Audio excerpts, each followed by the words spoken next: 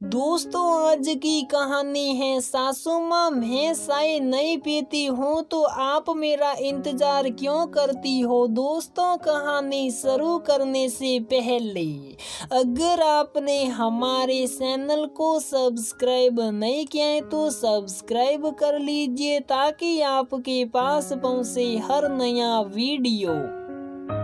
कब से तुम्हारा इंतजार कर रहे थे, सोचा कि तुम आ जाओ, बस उसके बाद ही सब चाय पिएंगे, साथ में कुछ गर्मा गर्म पकौड़ी हो जाए तो और क्या कहना। हम तो अब तक चाय पी चुके, बस सोचा कि तुम आ जाओ तो साथ में चाय पिएंगे। ये है विमला जी और उनका बेटा अनूप। ये हर रोज का काम है। रेनू अपने ऑफिस से सीधे घर आती है, बैग भी नहीं रख पाती, उससे पहले उसे ये सब सुनने को मिलता है। रेनू भी इस इंतजार का मतलब समझती थी, वह अच्छे से जानती है उसका सिर्फ इसलिए इंतजार किया जा रहा है कि वह आए और चाय बना कर दे, क्योंकि रेनू तो चाय पीती भी नहीं थी। सब लोग रेनू से पहले ही घर में आ चुके होते थे, फिर भी रेनू का इंतजार किया जाता था। रेनू ने बैग वहीं रखा, चुपचाप किचन में गई और फटाफट चाय और पकौड़ी बनाकर विमला जी और सबको दी। विमला जी ने पूछा, शाम के खाने का क्या है, आज क्या बना रही हो। मम्मी जी पहले चेंज कर लूं फिर देखती हूँ, ऐसा कहकर रेनू अपने कमरे में चली गई। तो ये है रेनू, विमला जी की बहू और अनूप की पत्नी। इनके अलावा घर में उसकी एक ननद है निशा और देवर अमित।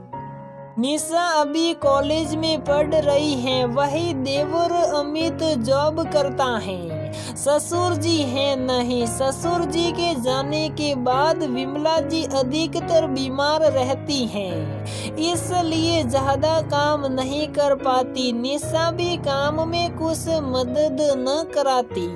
शाम 6 बजे तक सब लोग घर आ जाया करते थे, जबकि रेनू बाजार से सब्जियां जरूरी सामान वगैरह खरीद कर घर आती तो 7 बज जाते थे। लेकिन फिर भी उसे यही सुनने को मिलता कि बहू हम तुम्हारा इंतजार कर रहे थे, नहीं अब तक तो चाय पी चुके होते। रेनू को भी ये समझ में आता कि क्यों ये लोग मेरा इंतजार करते हैं, जबकि मैं तो चाय पीती ही नहीं। जो लोग चाय भी नहीं बना सकते वे खाने की तैयारी क्या करके रखेंगे। घर आकर रेनू को ही काम में लगना पड़ता।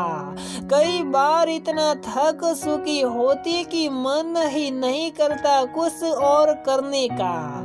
उस पर भी समस्या यह है कि खाना समय से तो खाए, कोई कब खा रहा है कोई कब खा रहा है। काम करते करते ही रेनू को रात के 11:30 बज जाते थे। 2-3 बार उसने अनूप से भी कहा कि जब मैं चाय नहीं पीती हूँ तो मेरा इंतजार क्यों करते हो, लेकिन कोई नतीजा नहीं निकला। रेनू समझ चुकी थी कि जो करना है खुद ही करना है। दूसरे दिन रेनू शाम को 6 बजे ही ऑफिस से घर आ गई, पर वह साथ में कोई सब्जी वगैरह लेकर नहीं आई। विमला जी ने पूछा कि आज तुम जल्दी आ गई, तो रेनू ने जवाब दिया कि हाँ, आप लोग मेरा रोज शाम को चाय पर इंतजार करते हो तो मैंने सोचा कि जल्दी जाकर जल्दी से सबको चाय बनाकर दे दूं, जिससे आप लोगों को मेरा इंतजार ना करना पड़े। और रही बात सब्जी की,